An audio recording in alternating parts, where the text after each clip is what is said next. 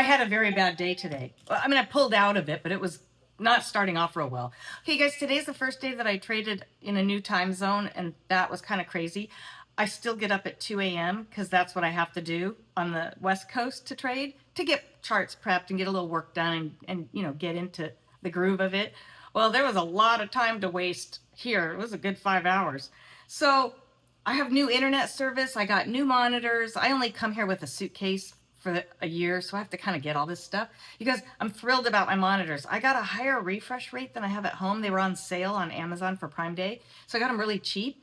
And it has 100 hertz refresh rate instead of my 75s at home. Huge difference. Just the, I mean, tell me in the comments, because I don't understand this stuff, but all of a sudden, everything is crystal clear. I can see every tiny little speck of a wick. It's amazing. That did not help me though on Tesla. Okay, right off the bat, I need to start trading more pre-market, those pre-market runners that I hate because of my hours that I still want to trade. So I got to trade as early as possible in the morning. So I did one of those today. I'm going to show you that. I believe on that one I did mark levels. Yeah, and they held from last month. So I want to show you how those levels will hold month after month. I had marked that about a month ago. So I'm going to show you those levels. I'm going to really focus on showing you guys levels.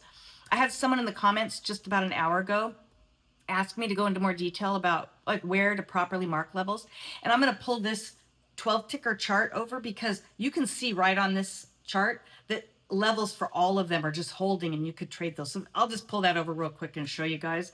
And then Tesla, right at the open. You guys, anytime you see me trade the first 15 minutes, I've told you from now on, put it in the comments. Tell me how stupid I am, because I said last week, towards the end of the week, I said, I got to stop doing it. And I did it last week and I lost. I always lose the first 15 minutes. So I went deep red on Tesla, deep red, like $200. So then Day Trading for Success, he goes live.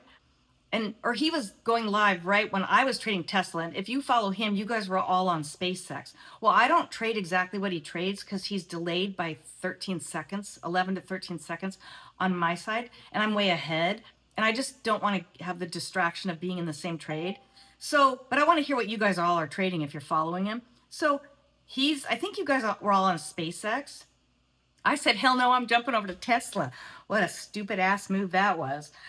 Oh my God, the first 15 minutes, just boom, I was down. So then if you were on his live, you guys all switched to Tesla and I heard it. I heard him say, oh, look at Tesla. Let's go trade Tesla. And I said, yes, I need help. So he starts getting in and then he starts going red and I actually start going green. But again, it's 13-second delay. So it's not like we're trading the same. So I slowly went from negative 200. I was clawing my way back $10 each time. It took so long. Then I finally got to negative $9 and I stopped and said I was done. I came back at power hour because you know how I am. I can't have a red trade. I was determined and I made 82 cents. That was green, 82 cents from negative 200. I'm thrilled. And then Palantir again held the levels that I showed you guys yesterday in my weekend video. So I'm going to show you that. I made $175 just trading the levels that I had, and the 9 and the 21 EMA. Now, when we get to the charts, I'm going to show you, I also added the 20 SMA. So don't get confused. I've got a little extra stuff on my chart, like I need more stuff. But I'm trying to look and see if using the 20 SMA or the 21 EMA, which one would get me out of trades better. So I'm just leaving it up there and I'm just watching it. Let me know if you have an opinion on that, by the way. I know years ago I was in a Discord group and a lot of people, it was like a half and half thing. Some preferred a 20 to 21 SMA and some preferred EMA. So let me know what you think. I'm just going to keep playing around with it and I'll let you know what I come up with. NVIDIA. I was down on NVIDIA at first and then pulled my head out of my ass and got up. Oh no, actually, no, that one. Oh yeah, I did. I got a little red on that one, like 50 bucks. And then I ended up with $37 and I was like, I'm done. So today was really hard to trade. I actually ended up green. I'm happy, $234.84. All right, let's go look at levels. And please let me know if the 20 or the 20 SMA or 21 or 20 EMA, which one you prefer. If you're doing it like I'm doing and kind of using the 9 and the 21 to bounce off of and follow. All right, and then I'm going to show you too, I started using limit orders to enter my trades and market orders to exit my trades. I'm finding that's a perfect balance because the limit order If it skips me, I'm okay. It's just a trade. But when I want out of that trade, I don't want to be skipped. I want out. So I figured limit orders in, market orders out. And let me know again in the comments. If any of you do that, or you have an opinion, please tell me. I'm trying to learn this. All right, that's it. Let's go check it out. I'll show you all these levels. I think you're going to like it. All right, guys, let's look at levels real quick. I'll make this fast. And then I will go more heavy into levels, maybe do a weekend video where I go take a few tickers and go deeper into where I would mark levels. So you guys, if you have a ticker and a date of that ticker, well, no, because then I have to use, well, if you have a question about a ticker, put it in the comments and maybe I can go back and look. Maybe like today, if you had a question about tickers or about levels, and I could maybe look at it. All right, so let me look here. We've got, this one right here. Look at Marvel. I didn't trade Marvel today, but here's what happens. I have levels marked. I mark them every day. I might throw in one level. Like I don't do overkill because they last forever. I will look up at this monitor sometimes during the day and I'll see, oh, look, Palantir's holding levels and it just passed a level, meaning I know it will eventually come down and this will act as support. So that's how I end up looking to see what I might want to trade. So look over here, Marvel. Look at how Marvel, this is a 5-minute chart. I'm down below left. Look at how it held this level right here. So we held this level. It was support. Then we come down, we shoot past it. We hit this one, we come down, we come back up, and it becomes resistance. It rejects off that level, comes down. Now it does come down a little below that, obviously. So these aren't, this isn't set in stone. You have to realize that. But we come up and we tap. This is the 21 EMA. Sorry, I had to think about that because I didn't realize I had them gold on this chart. That's the 21 EMA. So it hit that, rejected, and finally went through it, comes up and sits on the 9 and the 21 right here. But it also rejected this level and comes back down and taps this level and sits there for 3 candles. Comes up. So it's getting a little hung up here on those EMAs. We come up, we shoot past this level, but we do not close above it. We don't get past it. We are hugging it and it comes back down as a rejection. And then we tap this level. We wick down past that level right there, shoot back up, wick past that one, and then come down. And this is the same thing over here, you guys. Look at these levels. We shoot up past, come up, come down. Now this didn't really hold that well. I mean, it did. It rejected it right here. And we did come down and hit that. Let me make that bigger. And then we come up, we tap this level, come down. We come down a little bit below this, but shoot right past it. And that's where I traded Palantir really well today. And I think it was all these levels. And then look at the 9 and the 21 right here. It shoots up, comes down and sits on that, and then consolidates, which usually if it's going to consolidate on the 9 and the 21 and they go sideways and they merge together, usually it's going to flip down. It can shoot back up. So you got to be careful because I've been getting hung up in this, and that's the other thing I'm going to stop. After watching all my videos, I realized I try to anticipate this movement up and I end up losing money. So I'm going to start waiting till it makes a move and breaks a candle. Like this green one right here, when it broke that red candle, that would have been a good entry. And then take it, oh, look at that, you guys, come on. It goes right to this level. I did not mark these levels today. I marked no levels today. All these levels are old levels, you guys. They play over and over every day. All right, what are you going to do when it hits this level and you're hitting VWAP at the same time and you're wicking right there? Well, you're watching your seller's indicator, first of all, your volume bars, and it probably would tell you to go up. It's going green. And then we consolidate here. This is a bunch of garbage. And then we come down and go up. Okay. Look over here, Tesla, the one I lost money on. I don't even think I was looking at levels. I got so red. I got fixated on that red. So we get hung up right here. It's resistance. We shoot up, come down, tap that level right there. Lordy, lordy. People, would you look at that right there? That wick just touched that level. Come on. You know what that means. It's going to hold. Shoots up, comes down, hits the 9, goes up again, comes down, hits the 9, rejects, comes down to this level right here, and then down, up. Now it's rejection, or it's resistance. Sorry, couldn't say that. Comes down. Anyways, you get the point. It's the 9, the 21, and your support and resistance. And you're marking those levels a long time ago sometimes. Sometimes I'll add one in the middle of the day. Like right here, here's one. Look at, this was that GMEX. I'm going to show you that today. I traded that this morning. Anyways, it's holding its levels from pre-market. This was all, I mean, this level was from June. And still throughout today, it's holding this level. My God. All right. And then SpaceX. SpaceX held levels. Look at that. Bingo. Straight down. Oh my God. Where did it go? 154.93. It was probably more like 155. Probably 155. It just tapped it. When I mark these levels, I'm just hurrying and throwing them in. And then comes up. Ooh, look at that. It hits the 157. Probably meant to be about 25.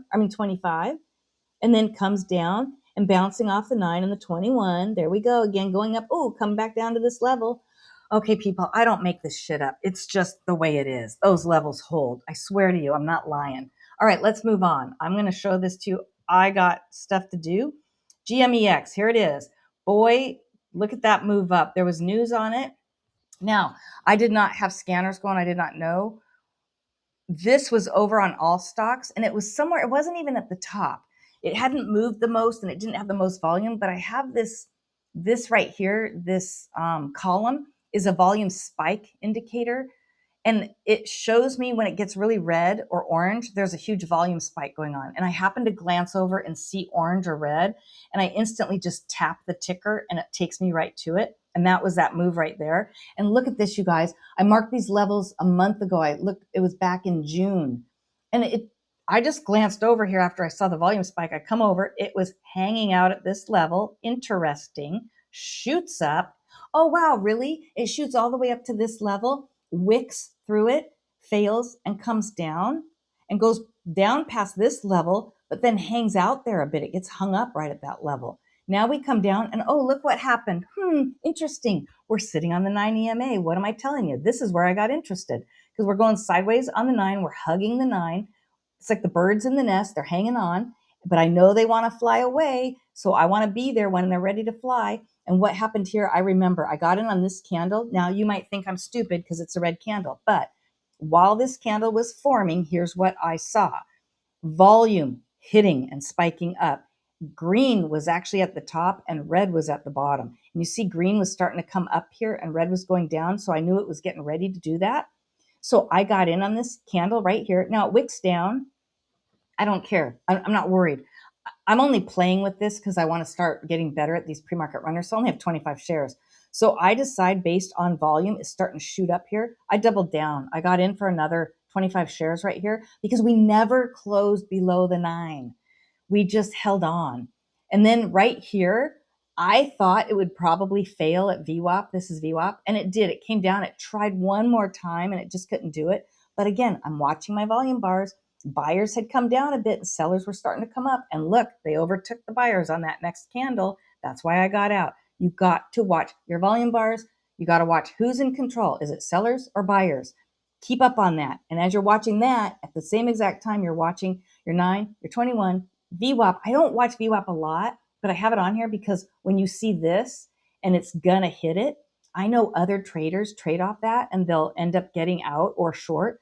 So that's why I do that. And then watch your levels. Okay, let's move on. Tesla, I'm not going to go over every single trade on here because I would lose all of you in a heartbeat. Look at this.